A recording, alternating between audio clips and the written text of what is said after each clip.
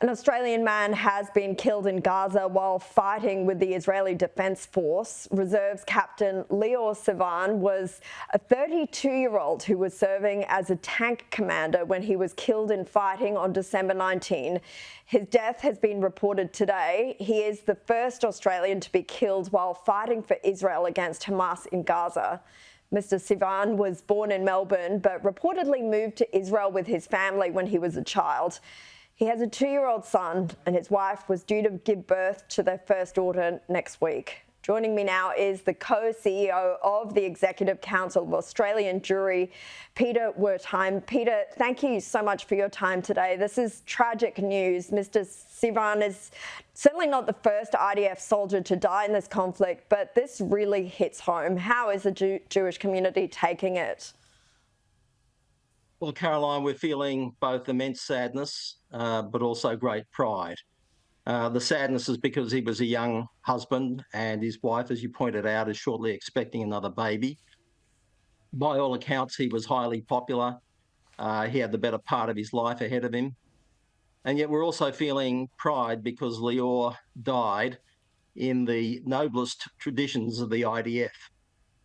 He was defending those he loved and his adopted country from an unimaginably barbarous, cruel and sadistic enemy. And he sacrificed his own life to save his mates from an ambush. Can I also say that the expression of condolences by the Australian government and the offer of consular assistance to his family was most appropriate and very much appreciated by all of us. I can hear the emotion in your voice. So it certainly was really tragic news this morning. I want to take you to another top story reported today, and I know you've had something to say about this, but religious leaders are warning Labor's new religious discrimination bill will fail unless it allows freedom of speech, but also protects against vilification.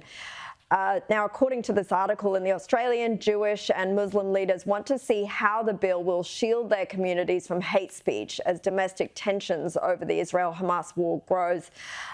Peter, as I said, I know you've spoken out a bit about this today and the importance of balancing free speech while stopping hate speech. What would you want to see in this draft bill? Well, I think it's important to remember, Caroline, that this is primarily legislation about discrimination, not about vilification. All the previous iterations of this legislation have focused solely on discrimination, and they haven't had any provisions in there about religious vilification because it was felt that that was just too difficult a topic to handle. And I'll come back to that in a second. But as far as the discrimination aspect of the bill is concerned, I think our concerns are very similar to those of other faith communities. Obviously, we want to see people protected against being discriminated against in shops or in other service situations on the basis of their religion or their perceived religion. On the other hand, we also want to see the legislation affirm the existing freedoms which our faith-based schools and other religious institutions continue to have to operate in accordance with their religious ethos, subject only to the prohibition against engaging in discrimination on other grounds. And our other concerns relate to the fact that, like other minority faith communities, our numbers are small and we need to be able to continue to be free to cater specifically for our community's religious and cultural needs, which cannot be met by institutions in the wider community.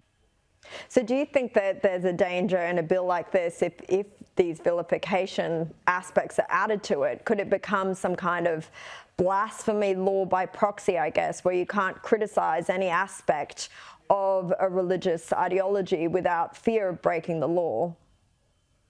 That is certainly a danger. And I want to emphasise that religious belief and religious affiliation are not attributes in the same way that one's parentage or one's ethnic background are personal attributes. You can't change your parentage, you can't change your ethnic background, but people do change their beliefs about all sorts of things during their lifetime, including sometimes about their religious beliefs, because beliefs and ideas are matters of choice. They're not attributes as such. So whilst I do understand the need to protect people from being vilified on the basis of religion, as we just heard with the hate preacher that you were referring to earlier on. It's important that the beliefs themselves and the ideas can always be canvassed and criticised and debated freely, because without that we don't have a free society, and the kind of society that we have is based, in fact, on the Enlightenment values that grew out of, in fact, critiques of religion by science. So we have to be able to preserve that freedom at the same time. And it's not a simple thing to do. I mean, those people who are proponents of religious vilification laws will tell you there's a distinction between vilifying people on the basis of their religion and being critical of the beliefs themselves. And in theory, it sounds plausible, but then you have to remember that when you criticise somebody, when you criticise a belief system, any belief system, but particularly a religious belief system which is held sacred by people, by necessary implication, you're suggesting something negative about those who adhere to that belief system. At the very least, that they're mistaken, or they're deluded, or irrational, or whatever. So the legislation against religious vilification has to be framed in a very different way to any legislation against, say, racial vilification, because it has to allow for critiques of belief systems of any kind to be able to be made. Yeah, and it's a good point, because you mentioned the editorial that I gave about this hate preacher. I mean, I wonder if that would cross the line in this instance.